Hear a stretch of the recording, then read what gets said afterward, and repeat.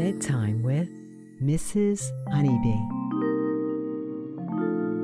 Today, we'll be exploring the world of Toy Story.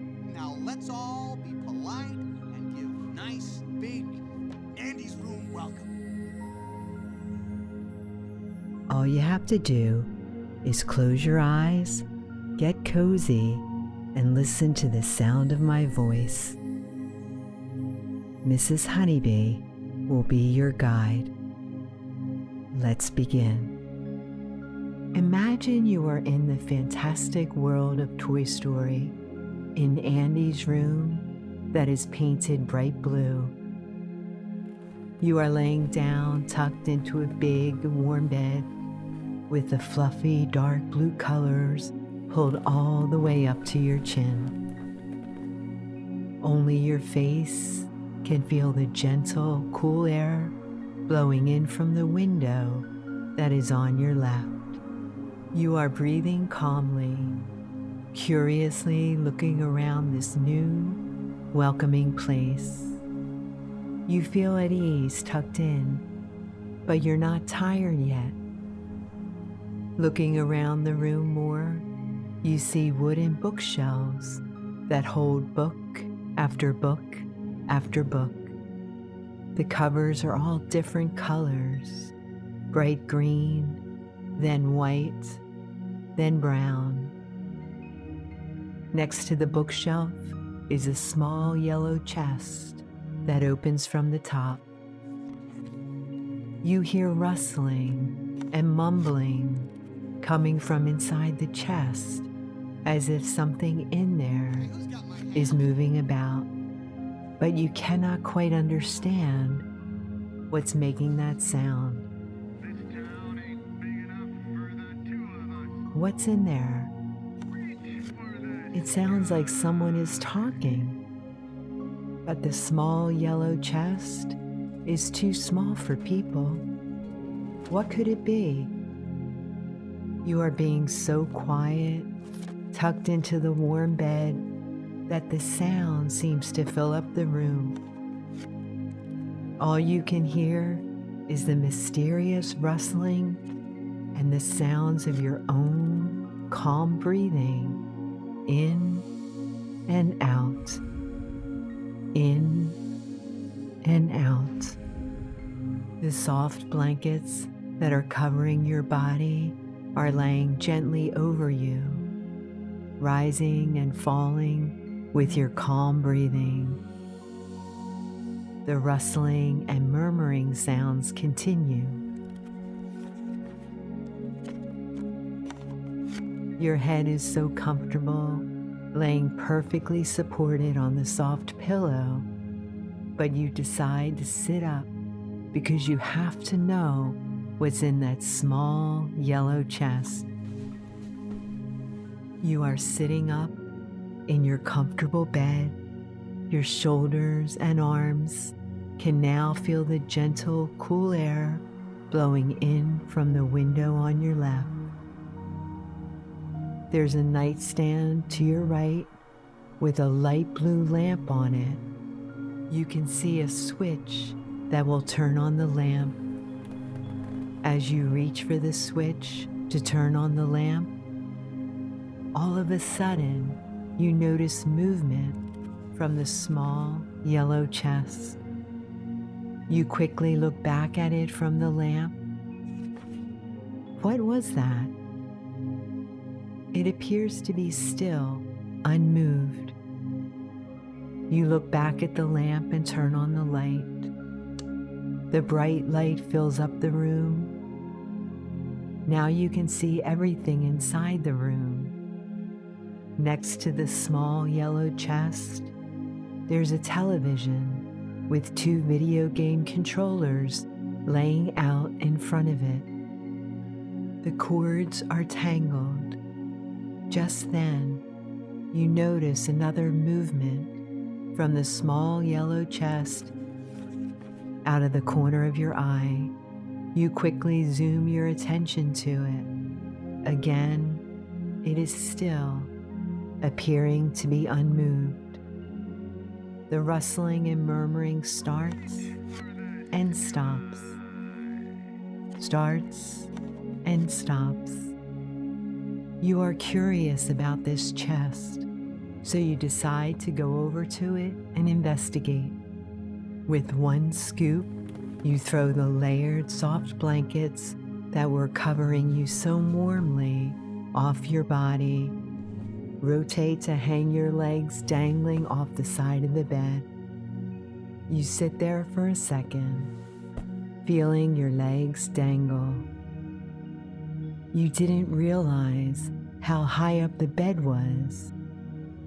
It makes you feel like you're flying, being so high up that you swing your legs back and forth, back and forth. Your right leg extends out front of you and whooshes back in exchange with your left, which does the same.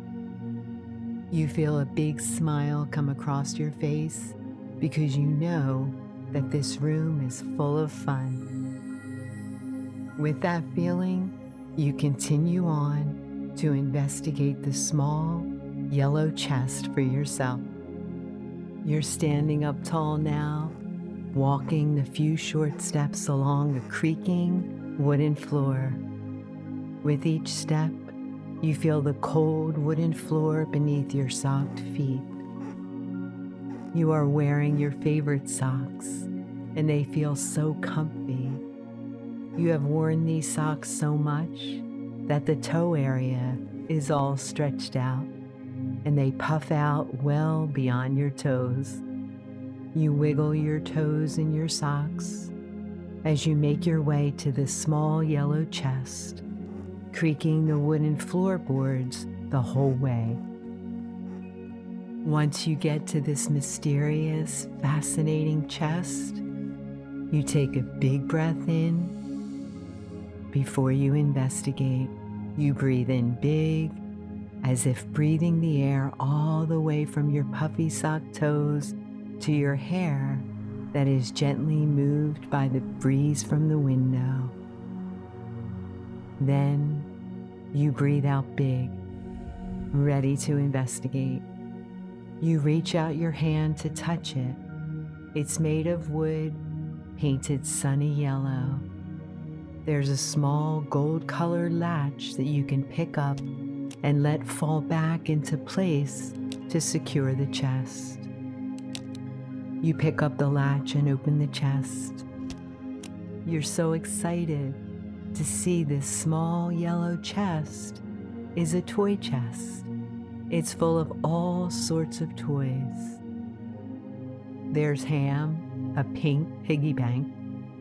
There's Buzz Lightyear, an astronaut in a spacesuit with his sharp wings that click out.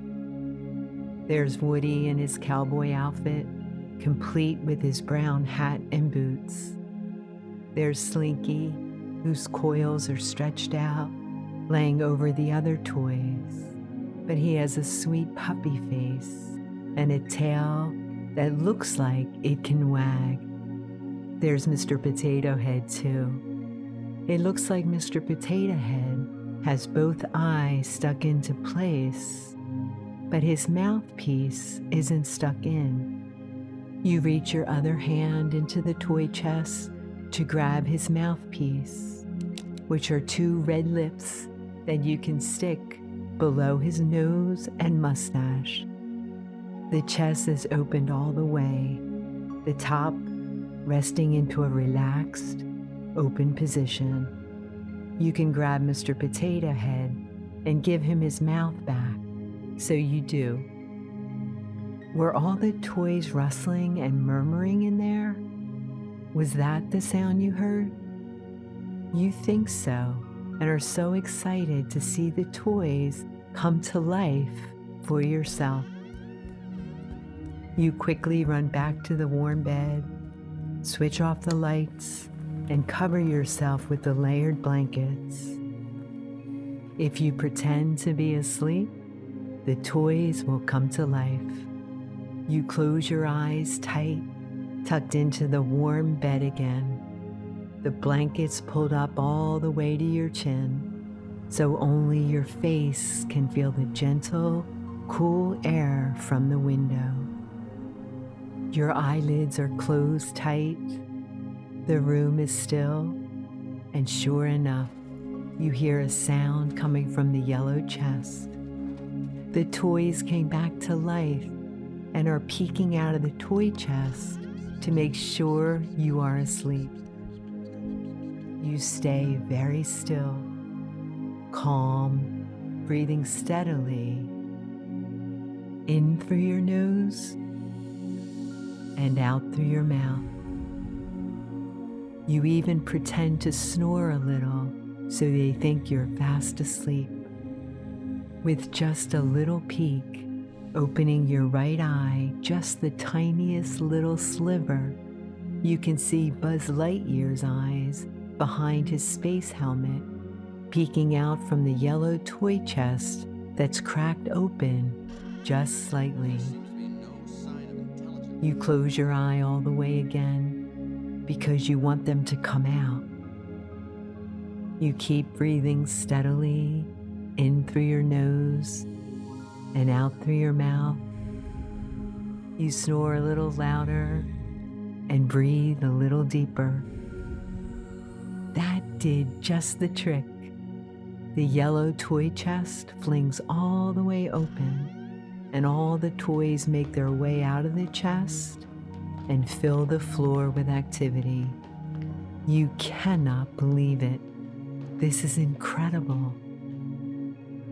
As the toys begin playing, you sit up abruptly to catch them in the act. They immediately fall in their places. Still, you have a big smile on your face that you want them to come back to life and be with you. You say, "Toys, I know you can come to life. Please come back to life because I'm not yet tired. I need to go on a bedtime adventure. Let's go on an adventure." The toys stubbornly stay still, laying in place, covering the wooden floorboards. You want so badly to hear the floorboards creak with the sounds of toys. You hop up out of the comfortable bed to rouse them from their pretend. Make them come to life. You walk your socked feet over to Buzz Lightyear, pick him up, and hold him out in front of your face. I am Buzz Lightyear, Space Ranger. It's okay, Buzz. You can come back to life. We can go on an adventure. Since breathing helps you feel good, you decide to take a big breath for Buzz. Maybe that will convince them to come back to life for your adventure. You push the big red button that lets down his space helmet so he can feel the breath too. You take the biggest breath in yet, filling your chest with the gentle, cool air from the window. You breathe all your air out through your mouth, lightly blowing on Buzz. Just then, you see his eyes twitch. Then his eyes blink. You see his nose crinkle just a little. You try one more. You know this is going to work. You take another big breath in, fill up your chest, and breathe out through your mouth. This time, a little more. Just then, Buzz gives you a big smile. You have breathed him back to life. He exclaims, "Hey, that tickles." Both giggling, you hug him tight, and he hugs you back. You are so happy he has come back to life. And he is so happy that you want to go on a bedtime adventure before you fall asleep. He tells the other toys it's okay to come back to life, Have you seen my spaceship? and they all do. Buzz Lightyear calling Sheriff Woody. Even Mr. Potato Head, who thanks you for putting his mouth back on. You would not believe what I've been through tonight. The gentle, cool air coming in from the window flows against your arms and your legs and your socked feet. You grab Buzz and Woody to begin your bedtime adventure. You want to follow the wind as it comes in and out of the open window, so you walk with Buzz and Woody over to the window. You stand big in front of the window while Buzz and Woody stand small on the windowsill. That's when you notice the fluffy, warm blankets that were covering you. You can twist and turn them around to make a rope that you three can climb down on. All the toys help. You take the big blankets off the bed, and all the toys help you to tie them together in knots, crisscrossing the corners, then pulling them through to make a blanket knot. You have 3 blankets secured to the window as you slowly, foot by foot, lower it down to the ground that's far below the open window. Buzz and Woody hop on either of your shoulders as you begin to climb down the blanket. Holding the blanket tightly with your strong grip, you lower yourself by placing your right hand lower down on the blanket rope, then your left hand, then your right hand, then your left hand. You're almost down to the green grass in the front yard. Once you can almost feel the grass on your socked feet, you jump the last little way down to the grass. You gently land on the grass with Buzz and Woody still on your shoulders. They are so small compared to you. You wonder if you can make yourself small like them. That might be really fun for your adventure. Your breath can bring toys to life, so maybe it can make you smaller and bigger too. You try it. You take a little breath, the tiniest breath, as if you're sipping air into your lungs, in through your mouth. With that tiny sip, Woody and Buzz drop to the grass with a whooshing sound. Your tiny breath has made you tiny just like them. The world looks different when you're this tiny. You are even tinier than a single blade of the green grass that you landed gently on. Woody and Buzz are excited that you are their size. But since you are so small, you will not be able to adventure very far, very quickly. You look up and can see all the toys cheering on your adventure from high up in the window. You shout back for them to send a toy down that will help you go fast on your adventure. All the toys scurry from the window out of view. You, Buzz, and Woody explore the grass. There's dirt under the grass, and it's cool to the touch. You breathe in, and the smell of grass surrounds you. It's refreshing. The nighttime air hums with sounds of crickets as a cricket hops right by you, Woody and Buzz. You are so tiny that a cricket seems huge. It flutters its hopping legs to make its cricket sounds, says hello, and hops on its way. The toys exclaim from the window. They are sending down the bright green toy car you saw on the toy chest. It wants to go with you, and with the remote, you can make it go fast on your adventure. The toys wrap the car in a blanket and hoist it down to you. When it gets to you, it rooms its engine loudly, excited to be going with you. You, Woody, and Buzz hop in, holding the remote in your hands. You get to decide exactly where to go. You push one of the remote levers forward as hard as you can, and the toy car shoots up into the air out of the grass. You all wave goodbye to the crickets and the other toys as you sail up into the air and back down onto the sidewalk, zooming along your adventure. You zoom along the sidewalk and the picket fence is coming up. There's a small space between the posts. You quickly figure out that you are small enough on the toy car with Woody and Buzz to make it through the fence. You're zooming, zooming, zooming, feeling the wind on your face as you go fast. You think you are small enough to make it through the fence posts. You take a calm breath in and out.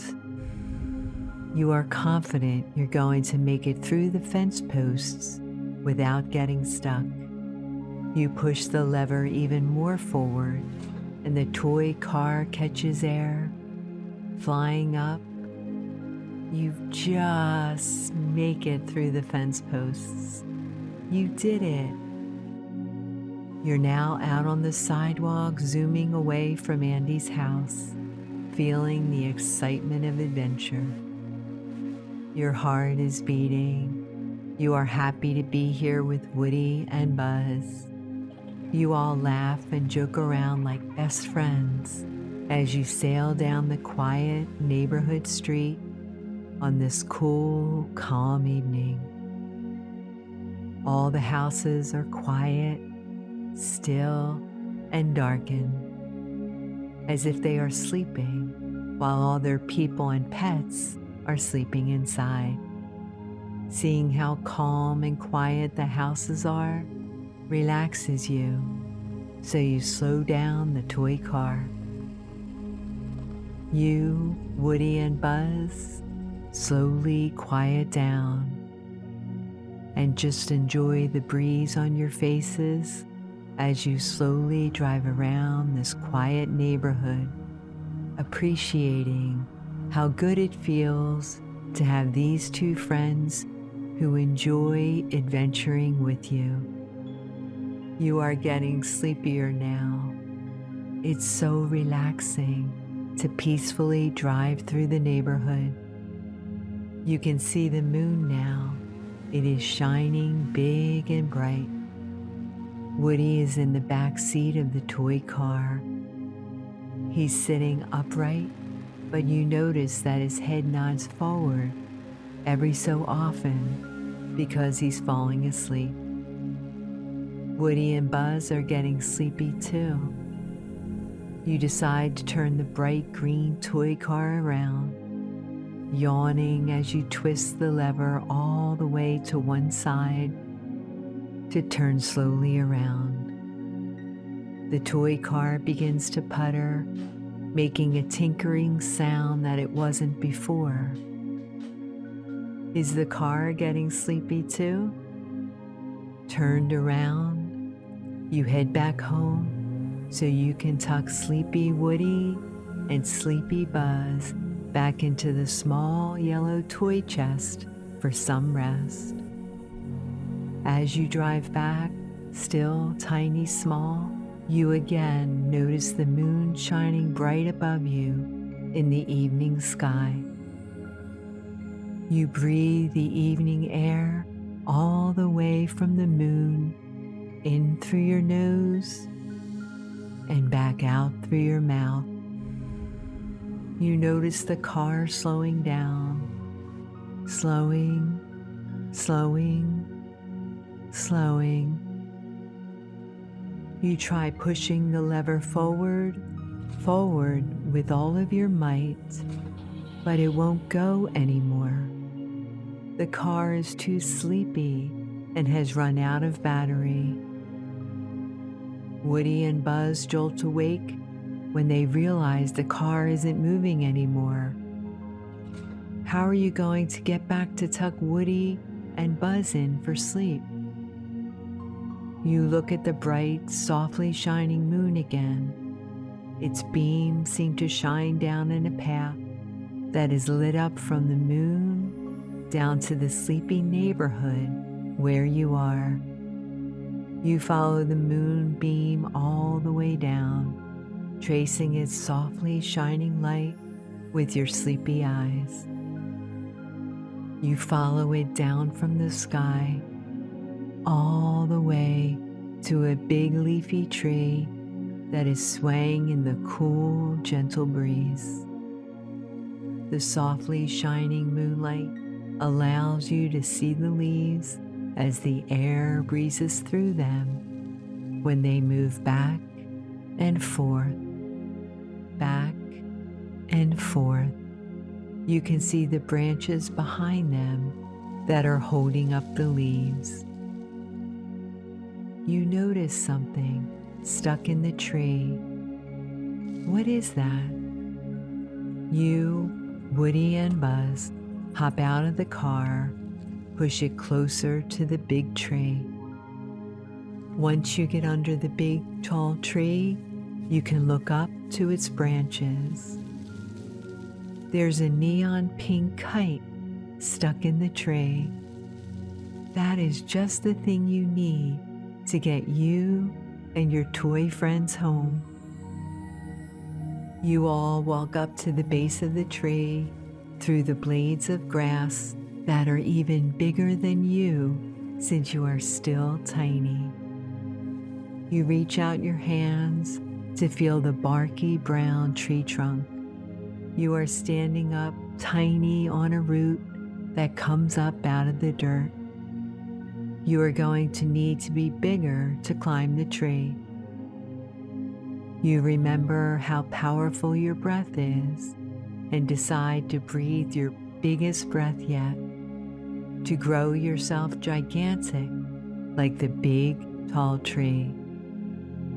With all of your might, you breathe in big, big, big through your nose. You can feel your chest expanding, filled with the evening air. Your belly expands. You are growing, growing, growing. As you breathe out big through your mouth, the force of your big breath grows you even more. You are now as big as the tree.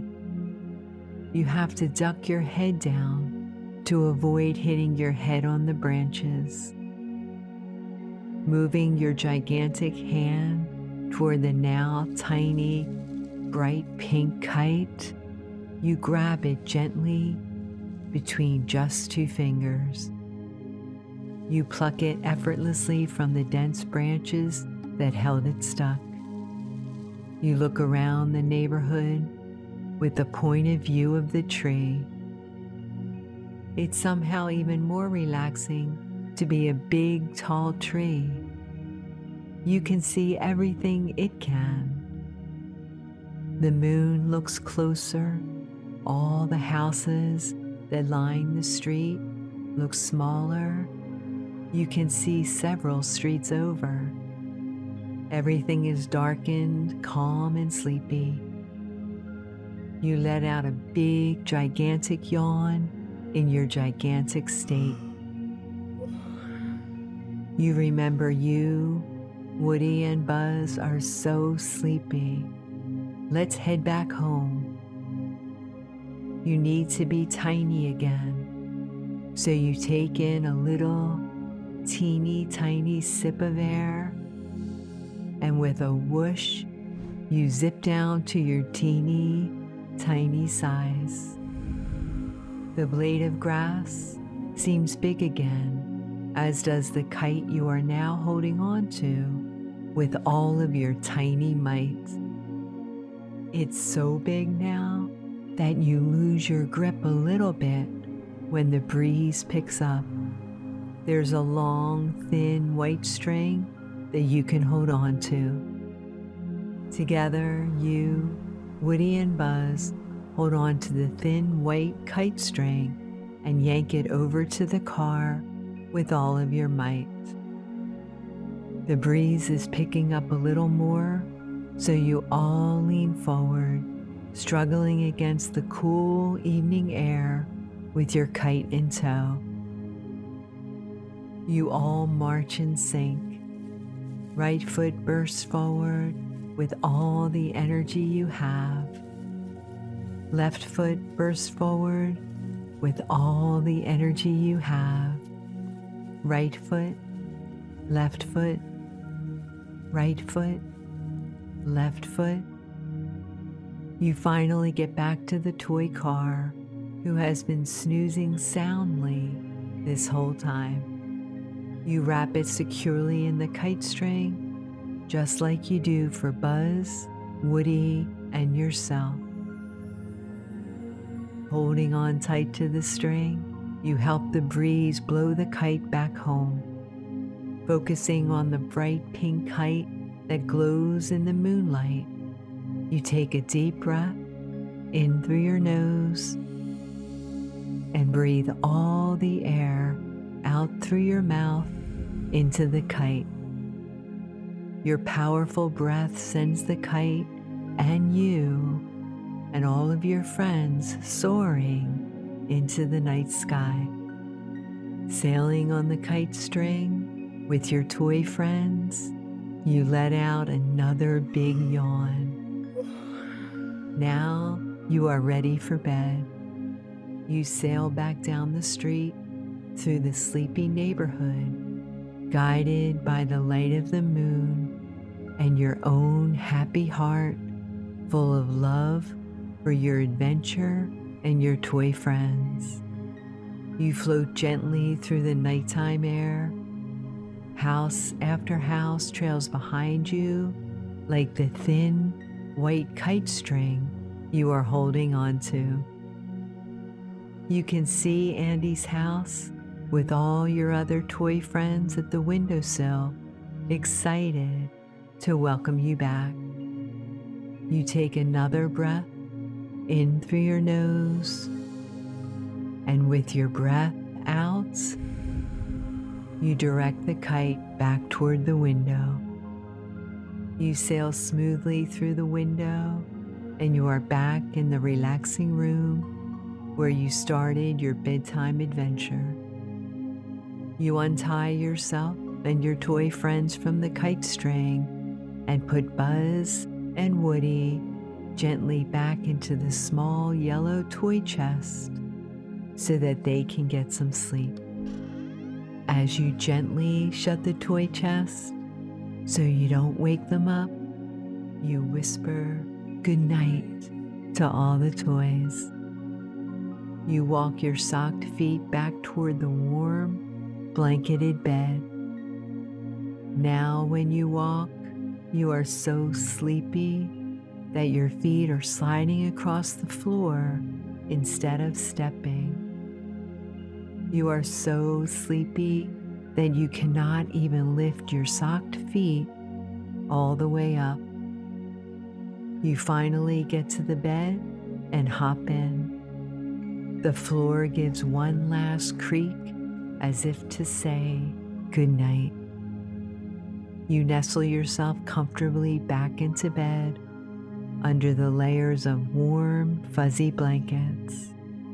You are tucked all the way in, up to your chin. You take one last sleepy breath in through your nose and out through your mouth, and peacefully drift off into your dreams. Today, we will be exploring the world of Lion King.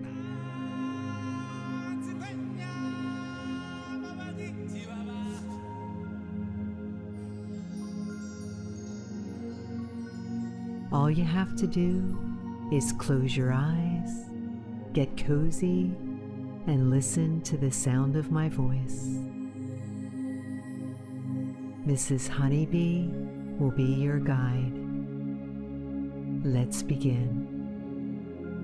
Imagine you are high up on Pride Rock, overlooking all of the pride lands in the world of the Lion King, where Rafiki, the old wise mandrill monkey, held baby Simba high into the sky to present him to the kingdom you are now standing tall.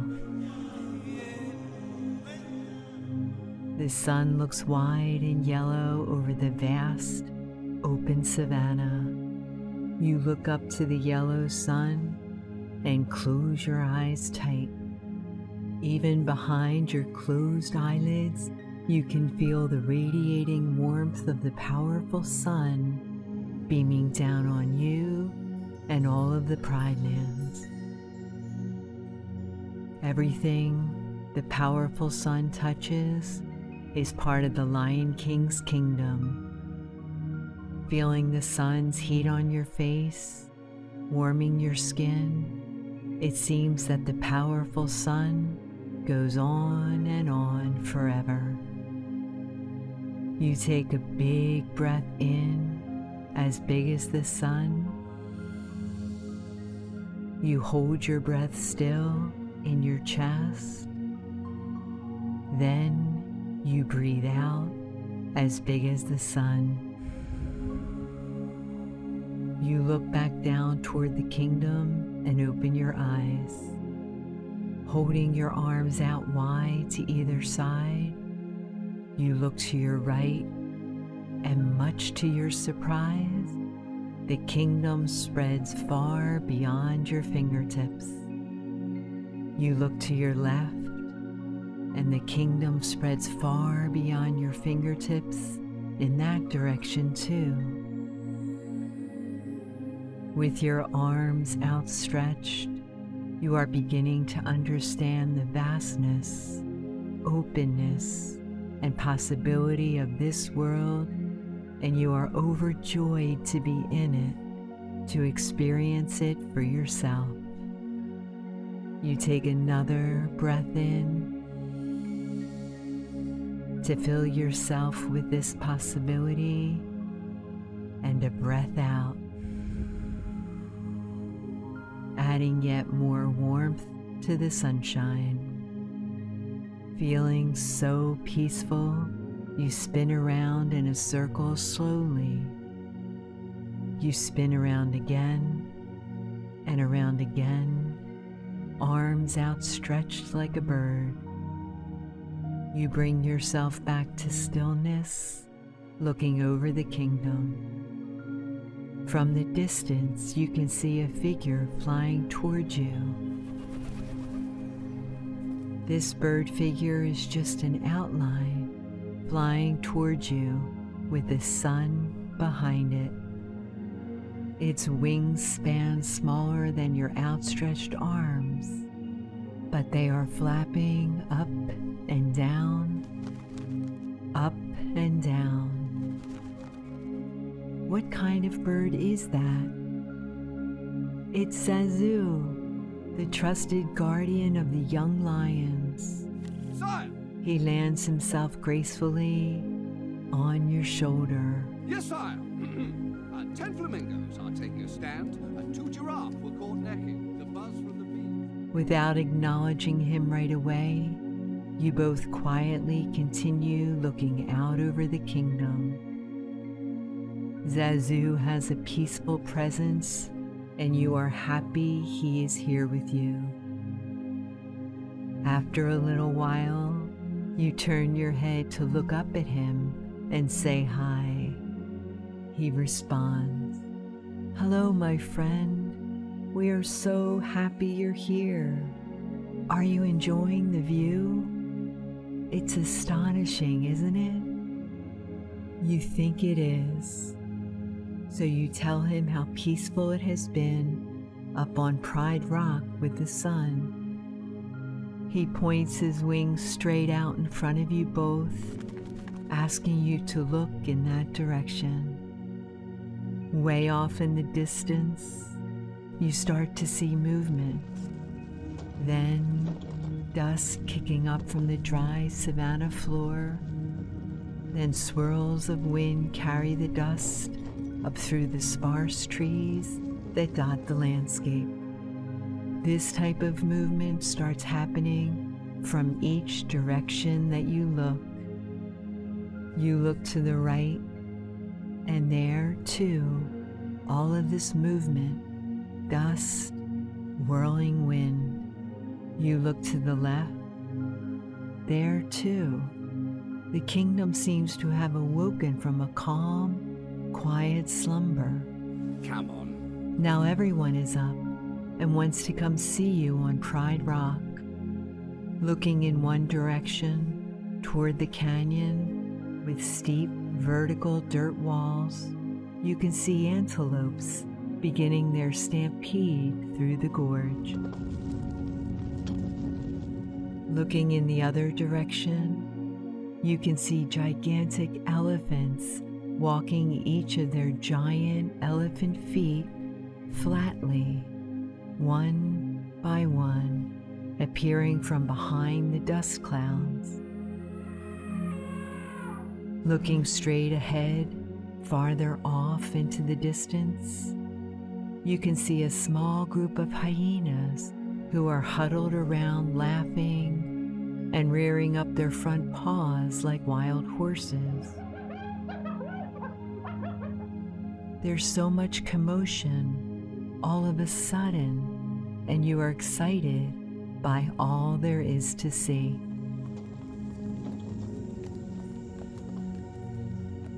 Zazu holds a wingtip up to his beak and says, "Shh. Look closer, over there." He slowly holds his pointing wingtip out in the direction of somewhere you haven't investigated. You focus your eyes by narrowing your eyelids and look intently in that direction. In the shade of the biggest, widest spread tree in the whole savanna, you see a tiny, shadowy figure sitting calmly beneath the tree. This figure is sitting quietly and not moving a muscle. You ask Zazu who that is. He replies, "That's Rafiki. You need to speak with him." You wonder why, looking up at Zazu, who is telling you all that Rafiki has taught him about experiencing inner calm and peace. You remember the peaceful feeling you began with up high on Pride Rock and desperately want to speak with Rafiki. Zazu agrees to take you to him and introduce you to members of the kingdom on the way there. You are so excited to go on this adventure with Zazu and meet Rafiki. Zazu opens up his little wings and flies over your head. His feathers are bright blue and white and seem to glisten under the sun's rays. He flies away from the edge of Pride Rock where you've been standing and motions to climb down, heading toward the gorge where you saw the antelopes beginning their stampede. Zazu can simply fly down the rocks, lower and lower, descending to the gorge, but you, with your hands and feet, have to climb down carefully. Some of the rocks are like stairs. You can simply walk down. Right foot, left foot, right foot, left foot. Some of the more challenging rocks, you have to bend down, crouching, touch the dry, dusty desert rocks, and turn to jump and land yourself on the next rock down. You do this several times until you hear the pounding sound of hundreds and hundreds and hundreds of antelope running as fast as their hooves can take them through the wide open canyon. You are now on top of the vertical dirt walls you saw from far away on Pride Rock. All of the antelope seem to be moving in unison as one giant antelope, galloping, stretching their front legs far above their bodies, meeting their swift back legs, and outstretching their front legs again. They are so fast, the pounding sound is so loud. As your excitement builds, your heart races. Your pounding heart is now in sync with the stampeding antelope as the horde gallops past you and Zazu, looking down from the safety of the high-up wall. You take a deep breath in and out, mesmerized. The galloping stampede slowly dwindles until the last few antelopes gallop through the wide-open, empty canyon gorge. Their straggling hooves make echoing sounds as they click quickly by trying to catch up to the others who are now far ahead of them. With the antelopes gone, Zazu continues to glide down the rocks effortlessly. You continue your climb down until you get to the bottom of the canyon. Following Zazu, you walk for what seems like forever. Neither of you are saying anything, just enjoying each other's company and the peaceful, warm feeling of the savannah. You take a big, deep breath in through your nose and a big, relieving breath out through your mouth. You look around you and back behind you. You can see where you started your journey. Pride Rock is far off in the distance, which is why you are starting to feel so tired. You have walked a long way, guided by Zazu. You ask him how much longer it will be until you can meet Rafiki. He says you're almost there, and that it will be worth the long walk across the dry, dusty landscape. You trust Zazu, so you keep walking and admiring the beautiful warmth of the kingdom. To your right, you notice out of the side of your eye gigantic elephants walking in a straight line. You excitedly look over to see a whole line of elephants walking slowly and flatly in unison. Their big gray leathery bodies are the biggest animals you have ever seen up close, and they are getting even closer. Zazu looks over at the two and waves a wing hello. Zazu is a good friend of the elephants. He flies in their direction. The front elephant, that is the leader of the herd, holds up its trunk high and curves the tip of it over. It has made a perch of its trunk for Zazu to land gracefully on. The birds are tweeting at 4 in the morning. I'm like, birds, we get it. Zazu likes to land on all of his friends. The leader elephant flaps its big ear open as Zazu leans in to whisper something to the elephant. What is he saying? Just then, you feel a leathery gray elephant trunk wrapped gently around you. There are little elephant hairs on the leathery skin that tickle your arm. You look back and see a friendly elephant offering to give you a ride to where Rafiki is. You lift up your hands, excited. The elephant squeezes you in its supportive trunk and hoists you up slowly above its head, placing you on its back. The elephant is so gigantic and slow-moving that you have time to enjoy this new, high-up perspective. You calmly enjoy the elephant ride and relax under the sun, feeling a light breeze float through, brushing sweetly on your cheeks. During your elephant ride, you pass by a pesky group of hysterical hyenas laughing loudly. Their noisy laughing and antics jolt you out of your calm, sunny relaxation. There are so many of them jumping up and down, running in circles, growling and chattering their teeth at their own tails, and laughing loudly. The elephant herd still walking calmly, step by step, one flat foot in front of the other, are unfazed by the hyenas, so you are not bothered.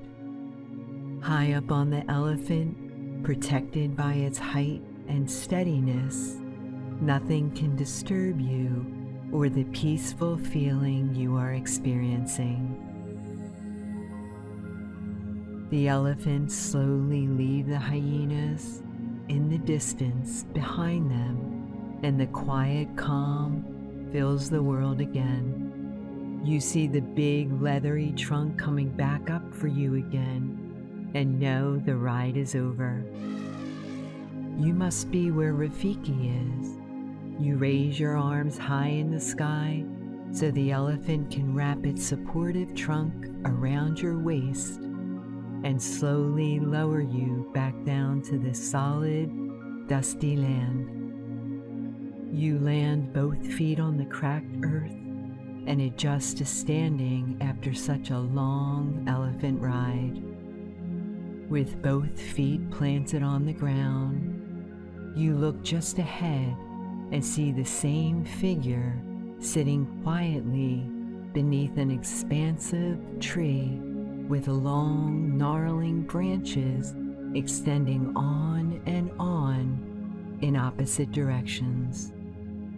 The tree's leaves on the gnarled branches are so dense and thick that they have created a solid, darkened, shady circle shadowed under the tree.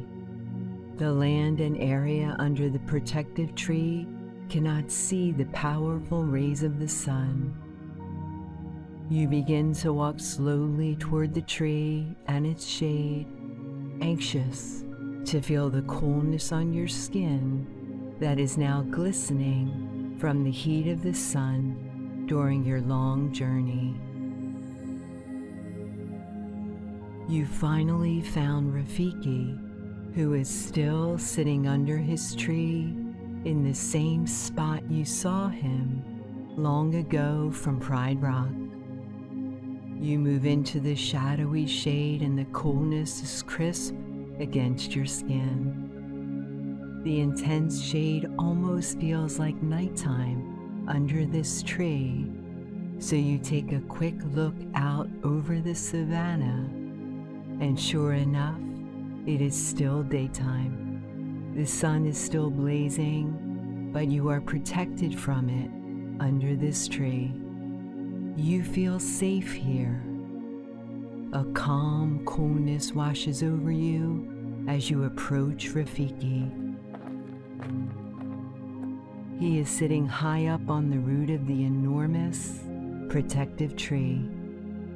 Without saying a word or even looking at you, you can tell Rafiki wants you to hop up on the long root of the tree and join him. You place both hands at the top of the barky wooden tree root and hoist yourself up to sit cross-legged on it right next to Rafiki. You study Rafiki, who is sitting cross-legged as well, with his monkey face pointed slightly upward. His monkey hands are upturned, opened, with the tops resting on his bent legs. He is sitting in complete silence under the protective tree in the cool shade. You hold your body in the same way. You look at your hands before placing your right hand, then your left one, on your knees, upturned, with palms facing the sky, open. You point your face slightly up, and before you close your eyes, you can see the many birds who make a home of this protective, dense tree. You close your eyes and enjoy the calm, peaceful feeling you feel sitting there with Rafiki. After a short while spent sitting here, steadily breathing in and out, you open your eyes and see he has opened his eyes too. Oh yes, the past can hurt. But the way I see it, you can either run from it or learn from it. Without looking, he asks, "Do you know why it's important to experience inner peace and calm? You have a sense that it's helpful to quiet your body, mind, and heart down after a busy, loud day, but you ask why." He responds in an old, crackling voice, "So you can notice all the brilliant details you cannot see when you move too fast. You wonder what kind of details you can see when you develop an inner sense of peace and calm, and what meaning is held within those details." As if Rafiki can read your mind, he responds out loud to the question you were only thinking in your head. There's an entire world of details you can see only after you develop an inner sense of peace and calm. And you cannot know what meaning they hold until you can see them. This old, wise, mind-reading monkey now has all your attention. He lives in you. Sitting next to him, cross-legged, palms turned toward the sky, and eyes gently closed, he instructs you to breathe in deeply through your nose and to notice how the cool, shady air feels as it comes in through your nose. Try it. Breathe in as deeply as you can. Hold the cool air still in your chest. Focus on feeling your body expand with your breath. Then breathe forcefully out through your mouth, as if you are pushing the air out with your tummy muscles. When you breathe out, try to make the sound a deflating balloon makes as it runs out of air. Try one more breath like this. You did a great job. Breathe in as deeply as you can. Hold the cool air still in your chest. Focus on feeling your body expand with your breath. Then breathe forcefully out through your mouth, as if you are pushing the air out with your tummy muscles. How does the air feel in your nose? How does the air feel in your chest? Bring your attention to these sensations whenever you want to develop inner peace and calm. No matter what loud, rambunctious sounds are around you, you can always focus your attention here within yourself. Then you feel his bony monkey hand grab yours. You open your eyes. He is looking right at you with his big, wise eyes and his wrinkled, calmly smiling face. He softly says, "Put your hands over your heart, one at a time." He removes his hand from yours. You lift your right hand slowly to your chest, finding your beating heart. Once you find it, you let that one hand rest there for a moment. Then you raise your left hand slowly up to your chest to find your beating heart with your left hand and meet your right hand. With both hands over your heart, breathing steadily in and out, Rafiki softly says, "You will always have a beating heart. You will always have a breath." Bringing your focus to these sensations while they beat and breathe is how you develop an inner sense of peace and calm, and how you can notice whole worlds that the quick are blind to. You relax here for another moment, thankful for your beating heart and your breath. You hear rustling coming from the side of you that Rafiki is on. So you open your eyes to see what he's doing. He's standing up tall, but his old body is somewhat bent over. He reaches down under the tree root you are sitting on and grabs a walking stick that, when he holds it straight up, is taller than he is. He holds the walking stick tightly with one hand and hoists himself taller and straighter with its support. He is now almost as tall as the walking stick. The top of his monkey head is the same height as two rounded brown shells that are tied together. As Rafiki rocks back and forth, walking his old body up to a low branch of the protected tree, the round shells tied to the top of his walking stick shake like maracas.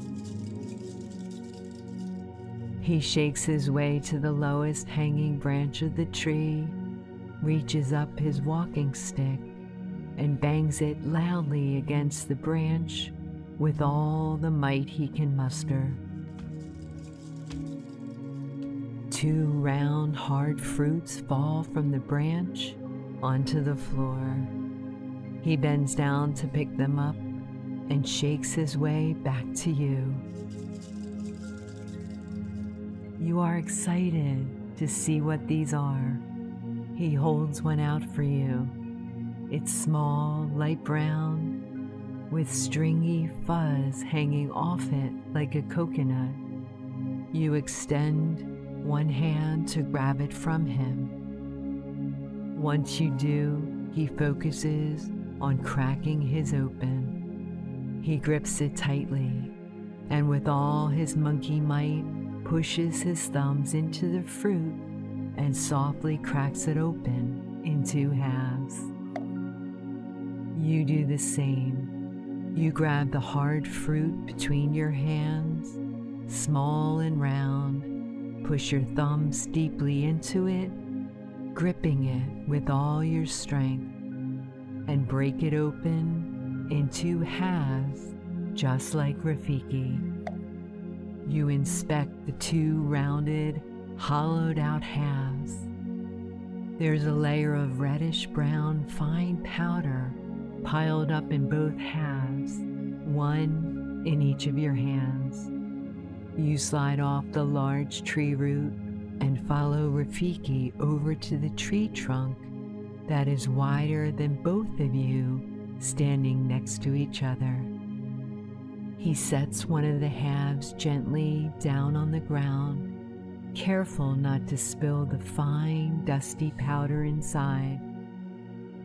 He dips his monkey finger into the half he's still holding and moves it around slowly in the dust until it is covered with reddish-brown powder.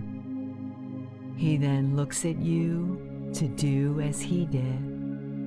You set one half down on the floor, careful to not spill the fine, dusty powder inside, and dip your finger into the reddish-brown powder too, until it is covered.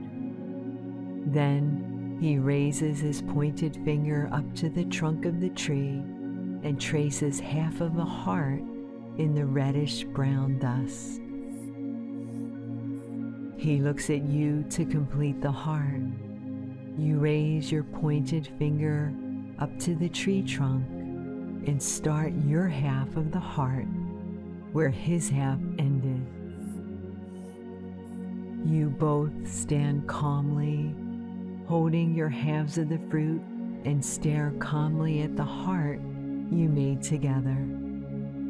Without looking at you, staring hypnotized by the powdery heart on the tree trunk, he softly says, "In that fruit, there are millions and millions of teeny tiny particles of powder. Those millions and millions of particles all come together here to make the shape you see. One speck of dusty powder on its own is nearly invisible.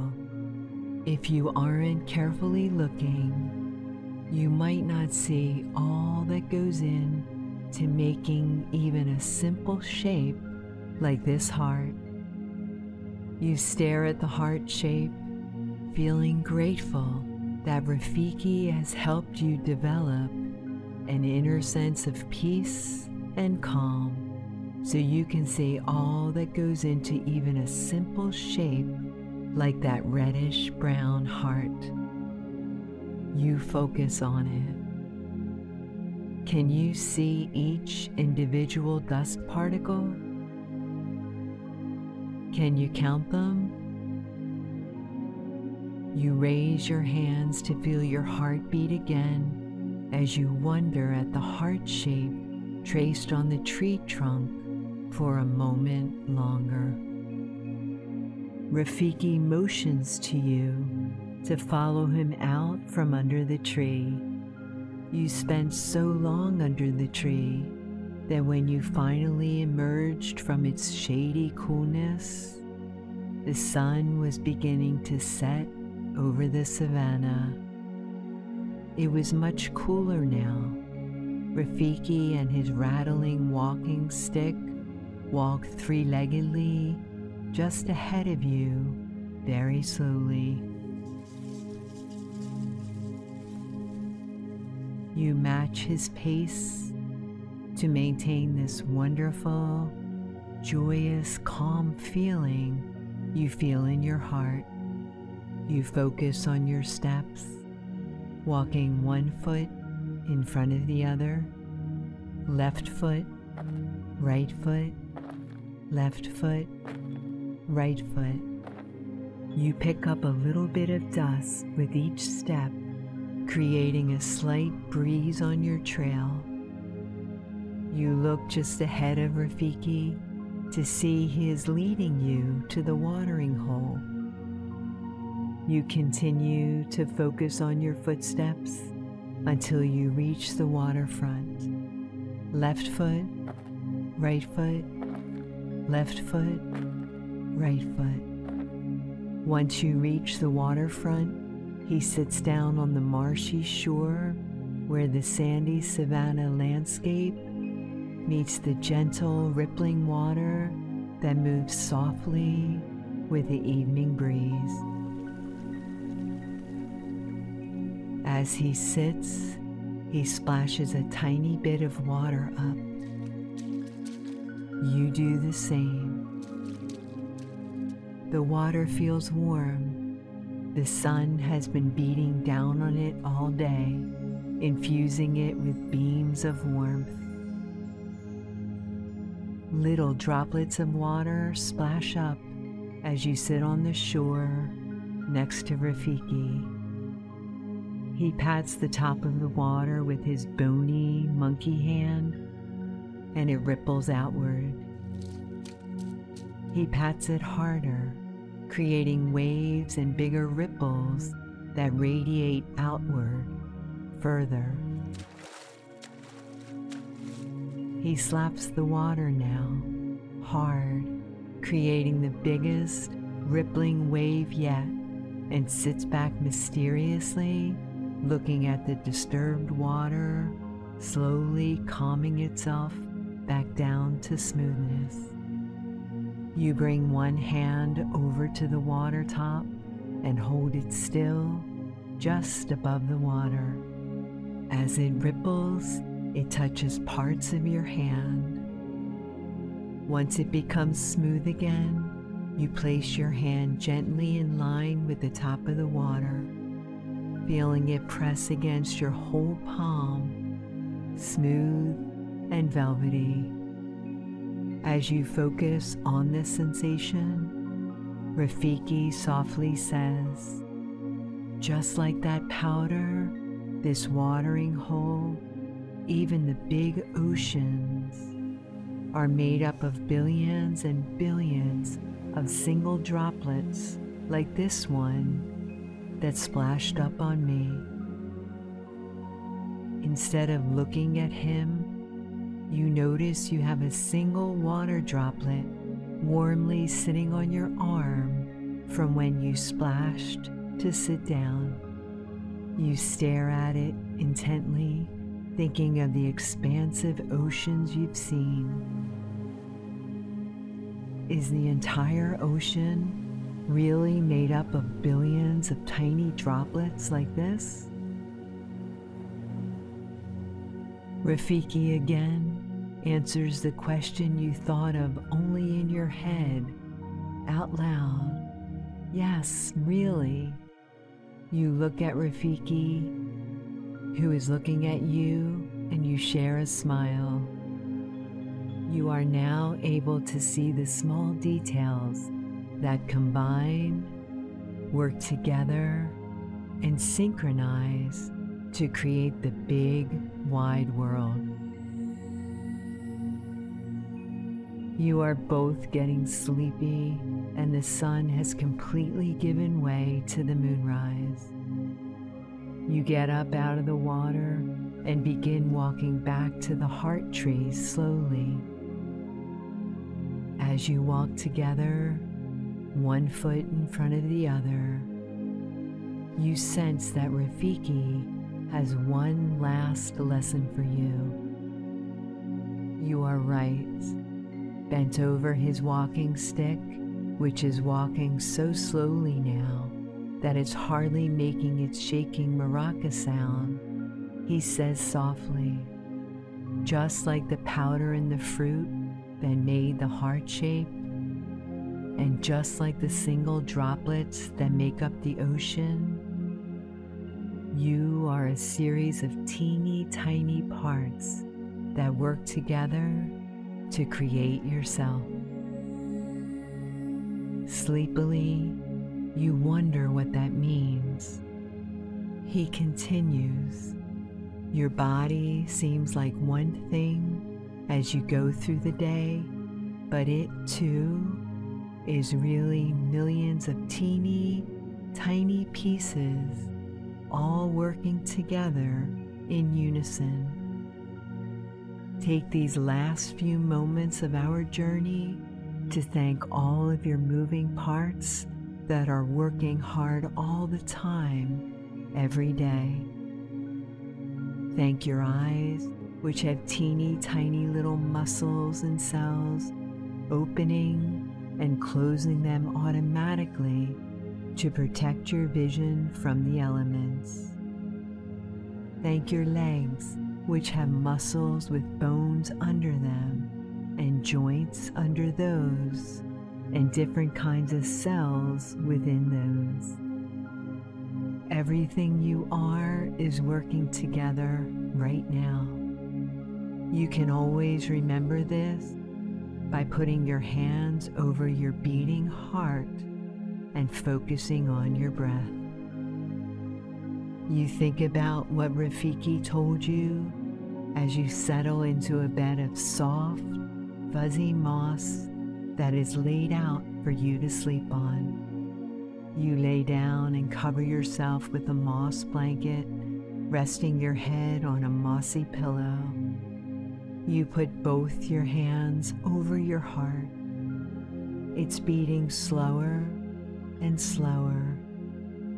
All your moving parts are slowing down because they want to rest. You take a deep breath in through your nose. You hold it in your chest, still, and you breathe out softly. Your hands following your beating heart with each breath. Your teeny tiny eye muscles and cells decide to close your eyes, and you drift off to sleep safely and comfortably under the protective tree. Today, we will be exploring the world of Aladdin. Would they see a poor boy? No siree.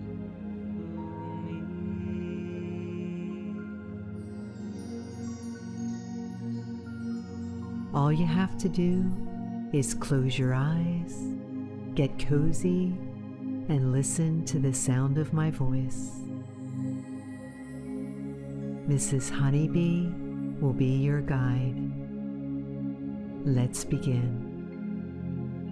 Imagine you are in the sandy world of Aladdin. You look up to see a big desert sky shining with bright daylight and dotted with puffy, fluffy white clouds.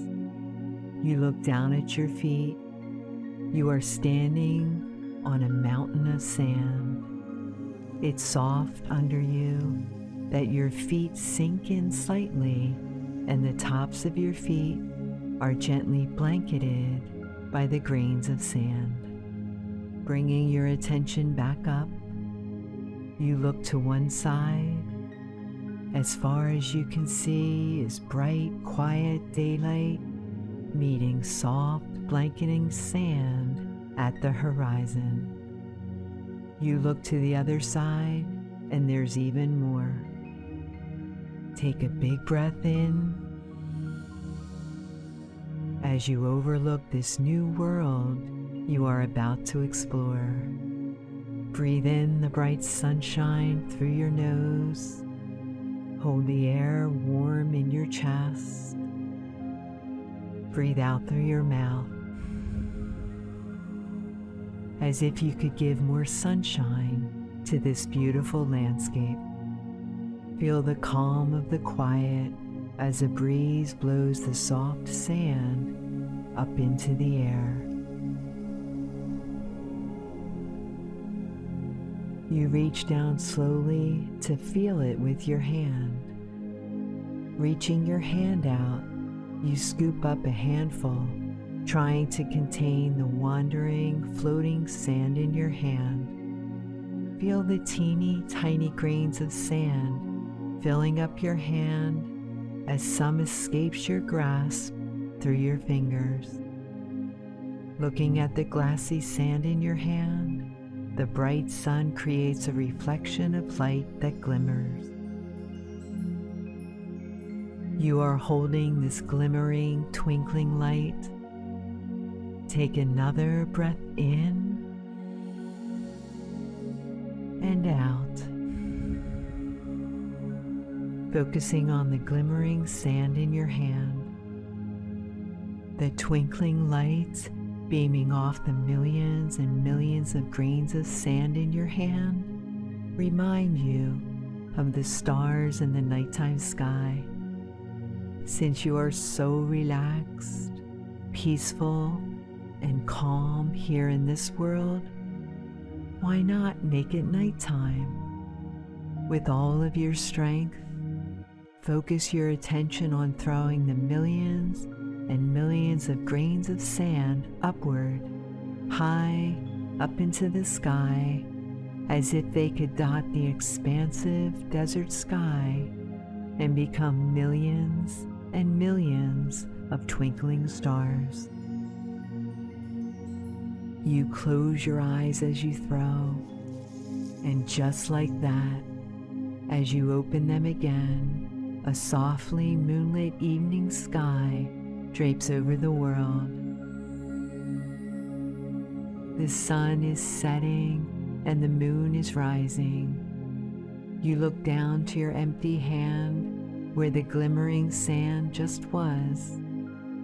You look back up to the evening sky and see all the grains of sand as millions of twinkling stars filling up the sky. You notice something whooshing towards you from the distance.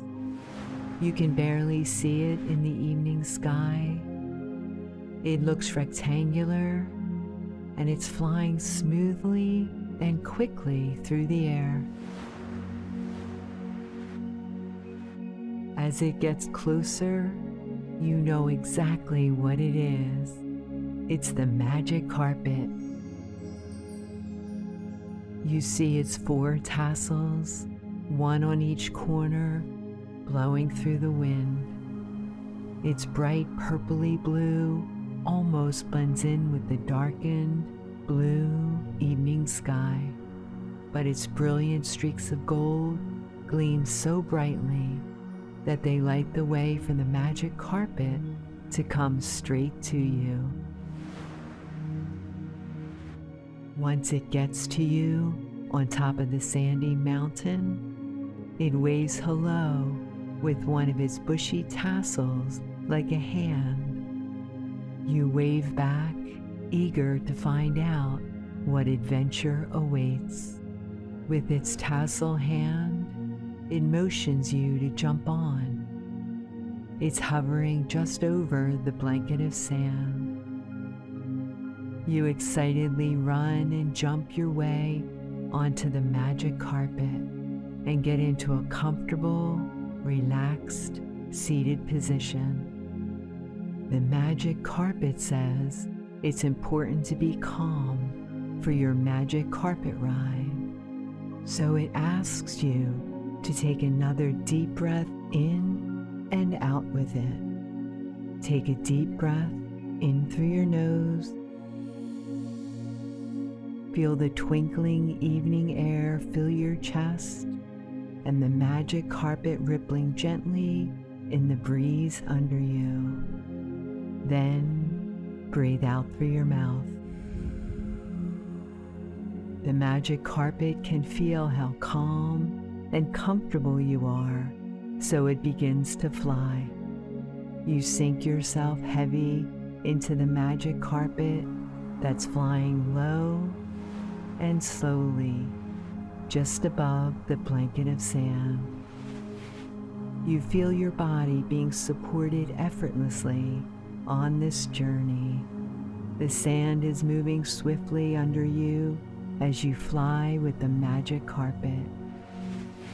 You are so close that you can reach out and touch it with your hand again. You stretch out one hand to feel the soft sand flowing through your fingers. This time, you don't try to hold it, but let it flow through your grasp. As you and the magic carpet fly faster and faster, the sand flowing behind you creates puffy clouds of dust. Focusing your attention back on the magic carpet, you reach out to feel its soft texture on your palm. Surrounded by softness, with the evening air softly brushing your cheeks, you close your eyes to calmly enjoy the rest of this magic carpet ride.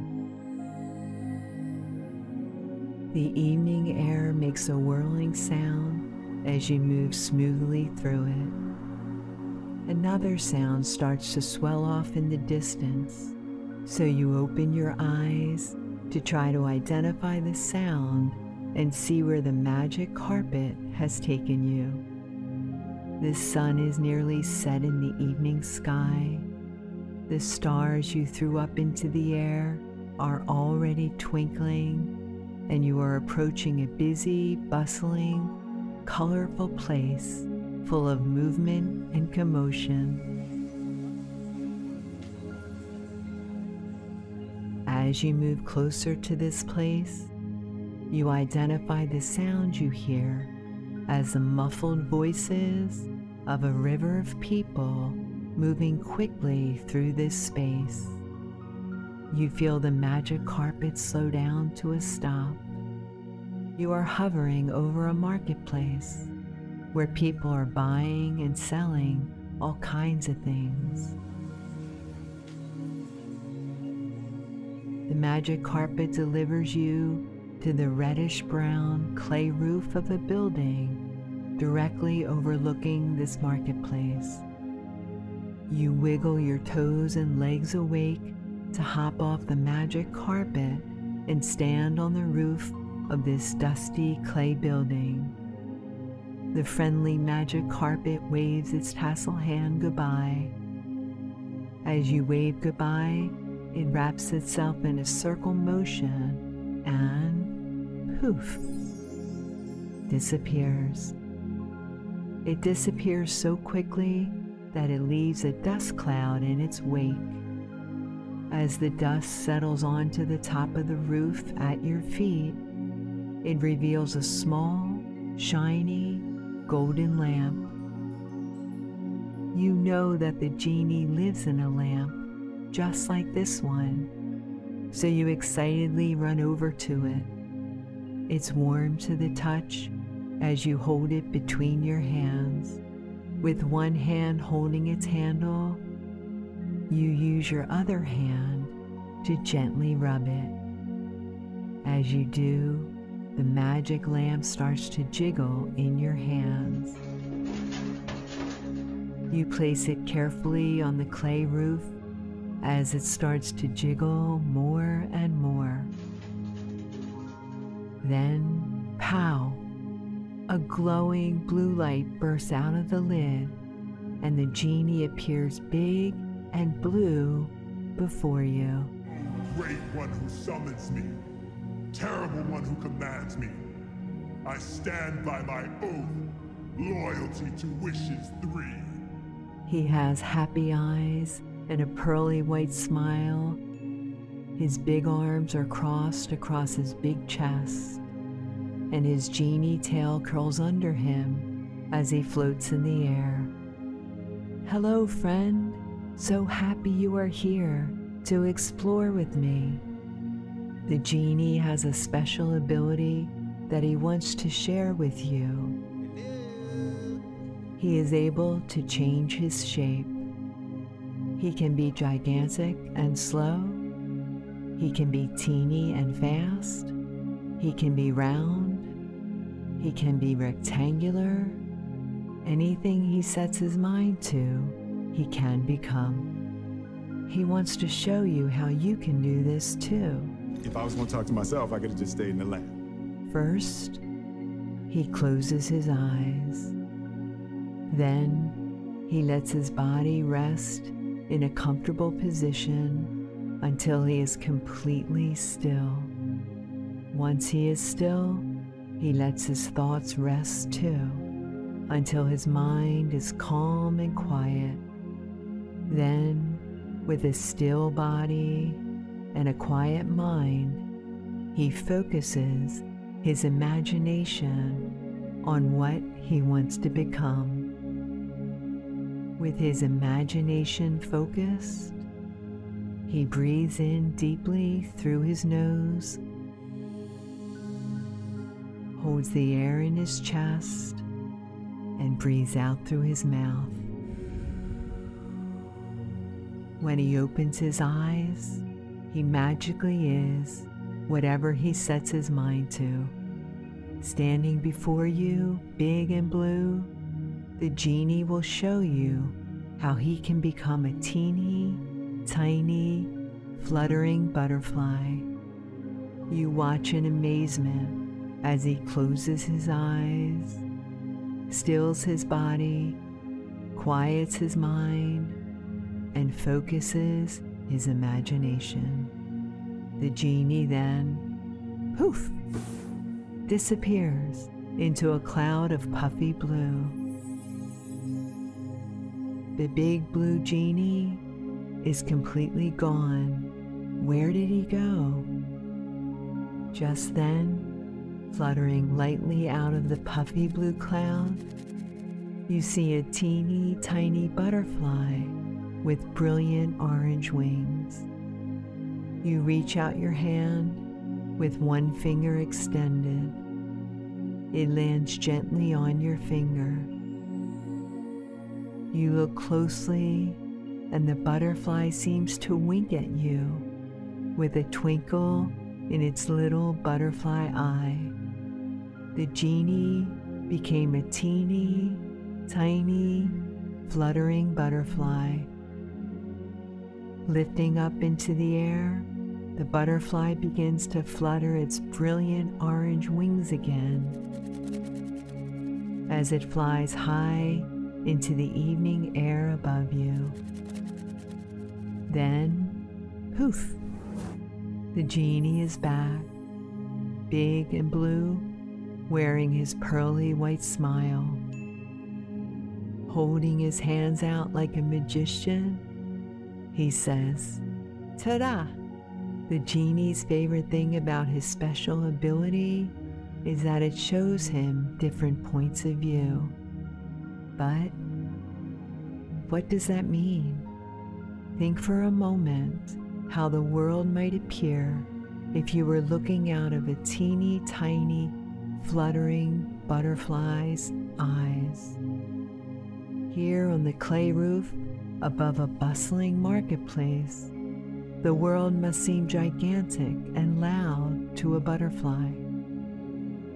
Genie motions you to follow him to one side of the rooftop and points to what looks like a small mountain way off in the distance, just under the setting sun. I discovered my powers after I visited the Cave of Wonders, which is way over there at the ends of the earth. Curious, you ask the genie if you can try to see the world from different perspectives and go explore the Cave of Wonders. You're just in luck. The genie grants you 3 wishes. You get 3 wishes. They must begin with rubbing the lamp and saying, "I wish." Got it? You eagerly use your first to be able to see the world anew from different points of view. From high up on the clay rooftop, you look down over the whole marketplace. The cobblestone streets twist and turn corners and seem to go on forever, one just as bustling as the next. Vibrantly colored textiles float in the evening breeze. You look closer, and there are individual stands full of people buying and selling all sorts of things. The first stand you notice is selling brightly colored fruits, watermelons, pomegranates, and lemons. You wonder what the world looks like to a watermelon, rounded and green, full of seeds and sweetness. You tell the genie that you're going to see the world as a watermelon. First, you close your eyes gently, then let your body rest in a comfortable position until you feel completely still.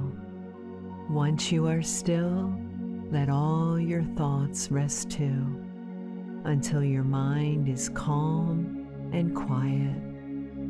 Then With your still body and your quiet mind, focus your imagination on becoming a watermelon. What shape would you be? How would it feel to be that shape? What size would you be? With your imagination focused, breathe in deeply through your nose. As you hold the air in your lungs, feel your chest expand, rounded outward like a watermelon. And then breathe out through your mouth. You are now a small, round, bright green watermelon sitting on the cart that you just saw from high up on the roof. You are at street level now. All the bustling commotion that looked like waves from the magic carpet ride and streams of people and muffled voices from high up on the clay rooftop are now detailed faces, expressions, and lives trickling by you as you sit on the fruit cart. They do not notice you as they busily go through their days. One older man has a serious expression on his face, with his eyebrows furrowed in towards his nose as he walks briskly by. The sweet smell of fruits fill the evening air. A young girl happily skips down the street with her friends, smiling big. The sound of her joyous laughter seems to tune out the rest of the marketplace sounds for a moment until she's out of view. An older woman makes her way slowly down the cobblestone street with a walking cane, wearing a silky outfit that flows in the breeze. Sitting this still from this point of view gives you the opportunity to appreciate a detailed view of this place. You soak up the feeling of stillness as wispy music of a flute carries you softly. The genie whispers, "Psst," and you are back up on the clay rooftop, high above the marketplace again. You take in another big breath of the sweet-smelling evening air and are struck by the twinkling stars that you threw into the sky at the beginning of your journey. Looking up, even from this high-up rooftop, the moon is still far, far, far above you, beaming its creamy-colored light down on the commotion of the marketplace. You look down at the bustling street again and notice that no one is looking up at the moon, appreciating its beauty and brightness in the nighttime sky. You wonder what it would be like to be the moon as it watches over the world each night. You tell the genie that the next perspective you like to see from is the moon. Again, you close your eyes gently, let your body rest in a comfortable position until you feel completely still. Once you are still, let all your thoughts rest too, until your mind is calm and quiet. Then, with your still body and your quiet mind, focus your imagination on becoming the moon. What would it feel like to be that bright? How would it feel to be the biggest thing in the night sky? What color would you be? With your imagination focused, breathe in deeply through your nose. As you hold the air in your lungs, Feel your chest expand, rounded outward like the moon, and then breathe out through your mouth.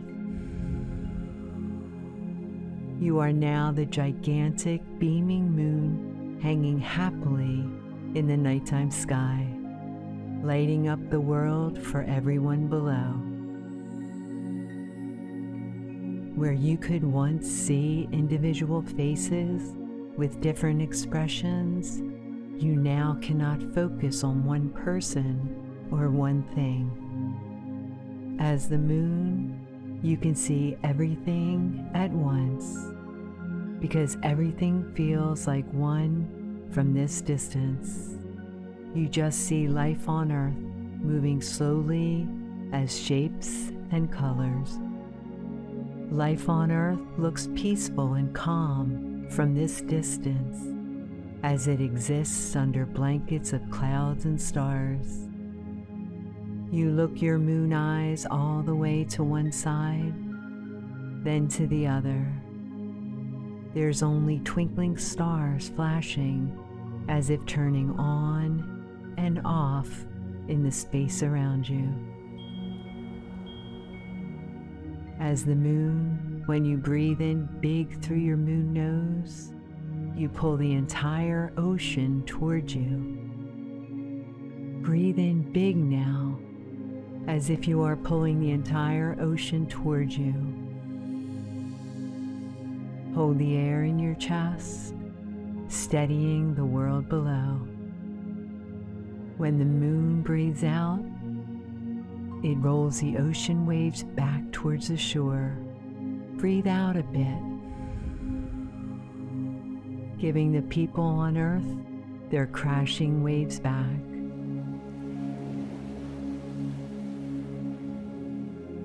Stay here for a moment, enjoying the perspective of the moon. The genie whispers, "Psst," and you are back up on the clay rooftop, high above the marketplace again. With your first wish, you zoomed into the world of Aladdin, all the way down to a single, bustling cobblestone street. You saw the people as they walked through their days, completely unaware of one single watermelon in one cart of the whole marketplace. Are there teeny tiny details in your own world that this perspective change could help you see?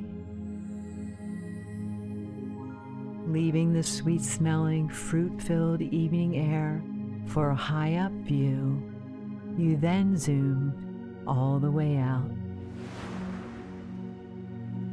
You zoomed up above the marketplace to see the entire city, up high above the entire city to the entire Earth, to see from the moon's gigantic, beaming perspective.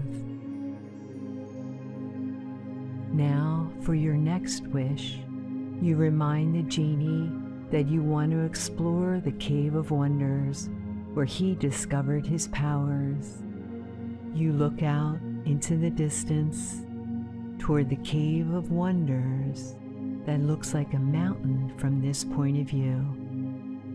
To get to the Cave of Wonders at the ends of the earth, you must travel through a vast, peaceful desert. You will know once you arrive by the ruby red glow of the treasure that gleams out of the cave. You are excited to travel to the ends of the earth with Genie when you notice something whooshing towards you from the distance. You can barely see it in the evening sky. It looks rectangular, and it's flying smoothly and quickly through the air. As it gets closer, you know exactly what it is. The magic carpet has come back to help you along your journey. Its tassels are blowing through the breeze and its bright purpley blue and gold gleaming designs light the way for the magic carpet to come straight to you and Jeannie. Once it gets to you, on top of the dusty clay rooftop, it waves hello again with one of its bushy tassels like a hand. You wave back, eager to find out what adventure awaits. With its tassel hand, it motions you and the genie to jump on. It's hovering just over the rooftop. You and Jeannie excitedly run and jump your way onto the magic carpet and get into a comfortable, relaxed, seated position. The magic carpet says it's important to be calm for your magic carpet ride, so it asks you to take another deep breath in and out with it. Take a deep breath in through your nose. Feel the twinkling nighttime air fill your chest as the magic carpet ripples gently in the breeze under you. Breathe out through your mouth. The magic carpet can feel how calm and comfortable you and the genie are, so it begins to fly. You sink yourself heavy into the magic carpet that is flying high and quickly, zooming above and away from the city. You feel your body being supported effortlessly on this journey. Flying high up what looks like a blanket below, you can finally see the world beyond the noisy, bustling marketplace. Now that you got far enough away from the city into the wide open desert, the moon and the twinkling stars are the only thing you can see in the thick darkness of the night. The moon looks somehow even brighter than it looked from the point of view of the marketplace, in which the lights in the houses and along the streets were competing. Looking up, you can see each of the millions of stars as they twinkle, appearing to turn on and off in the sky. You notice the sounds of the city have faded as well. The wide open desert is quieter than you have ever experienced. It's a quiet that you can hear with your ears, but also feel. It's so quiet that you seem to be able to hear your thoughts floating on the wind along with the magic carpet. Feeling as if your mind can send goodness out over this entire sandy world, send a good thought out into the silent desert. The evening air makes a whirling sound that breaks through the quiet as you feel the magic carpet slow down to a stop. You are hovering just above the blanket of sand before a magnificent pyramid that appeared magically as if out of nowhere. It's as tall and wide as you can see. The opening of the pyramid looks like the yawning opened mouth of a gigantic tiger. You know that you've arrived at the Cave of Wonders because you can see the brilliant ruby red glow of the treasure gleaming out of the yawning tiger mouth that forms the entrance to the cave. You wiggle your toes and legs awake to hop off the magic carpet and stand before this striking perspective. The friendly magic carpet waves its tassel hand goodbye. As you wave goodbye, it wraps itself in a circle motion and poof, disappears. It's just you and the genie, who is standing beside you smiling his pearly white smile. Your wish is granted, so you start to walk up to the cave. To get to the opening of the cave, you have to climb a small hill of sand. The sand is so silky soft that your feet sink slightly with each step. Right foot, left foot, right foot, left foot. You make your way to the top of the hill to see the brilliance of the cave of wonders within.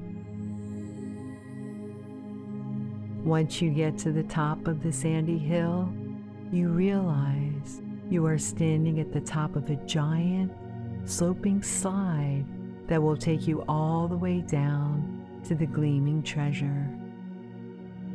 You and the genie excitedly hop up and get ready to slide down. You lay down and push yourself. You slide smoothly all the way down, down, down, and land gently on a plushy bottom of richly colored carpets that look like a sea of magic carpets lining the floor. The treasure gleams brilliantly, and you are bathed in a comforting, warm light that shines from all the trinkets and jewels that you are excited to explore. You reach down to pick up a ruby red glowing jewel that's as big as your hand. Holding it tight in both hands, you take a deep breath in through your nose. Breathe in the warm, comforting light and hold it still in your glowing chest. Then breathe out through your mouth. Something else grabs your attention out of the corner of your eye. It's another lamp that looks like the one you found the genie in. You pick it up carefully. It's slightly cool and metallic to the touch. Holding it between your two hands, you look down at it. It's so shiny that you can see your reflection in it. In the reflection of the golden magic lamp, you too become golden and magic.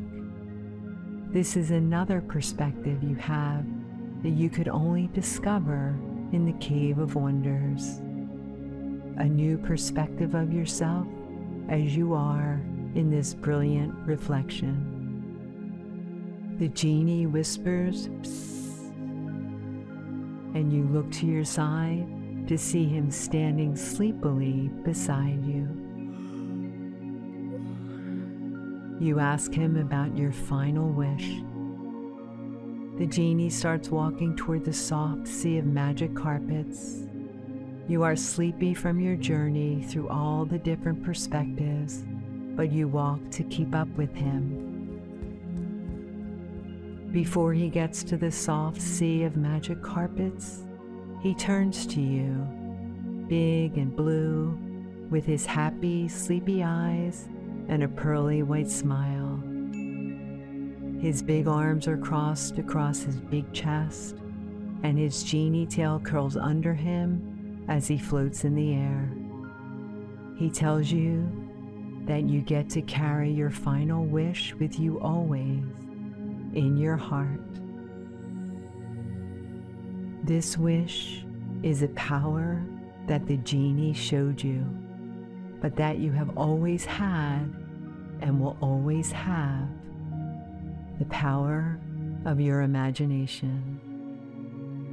If you want to go to the moon in our world, you can. If you want to see the tiny microscopic details that create our world, you can. You can become anything you set your imagination, your mind, and your heart to. The first step is to lay your head down on the soft sea of magic carpets and dream big.